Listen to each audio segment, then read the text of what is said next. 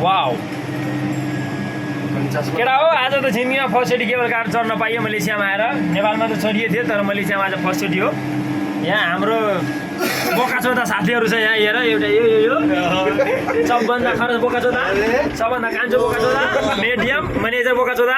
अब म त अब शरीफ मान्छे बढियो होइन, म त अब शरीफ मान्छे बढियो। शरीफ सबैलाई आफ्नो पैसा 88,000 रुपियाँ तिरेर देखाउनु लागेको आफ्नो यो खरसहरूले दिएर आफ्नो भात खुवाएर आफ्नो पैसा तिरेर पनि यहाँ घुमाउन ल्याइरहेको छु। अझै पनि हेर मैले नि गाली गरिरहेको छु। हेर साथी एकदम नेपालको फिल एकदम। टिकटॉक बनाने एगो डाइस दी आ जाए तो बोल के नहीं खस पर्छ ए मैले नगिरे बेला सुनिन्छ नगिरी छ है।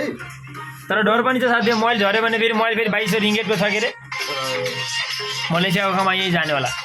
हेर एउटा चैते बोकाचोदाहरूको गाडी गइरहेको छ अगाडि। हेर अहिले आउँछ है। उही आयो गयो खरसहरूको गयो खाली रह्यो यार। मुसाफिर आने वाला मुसाफिर जाने वाला लगा न। हेर तेरी क्या मजा छ त। हेर्नु त साथी यहाँबाट झऱ्यो भने त मान्छे गयो त छिलिम कामै लाग्दैन। कुन गाना बजार कुन गाना त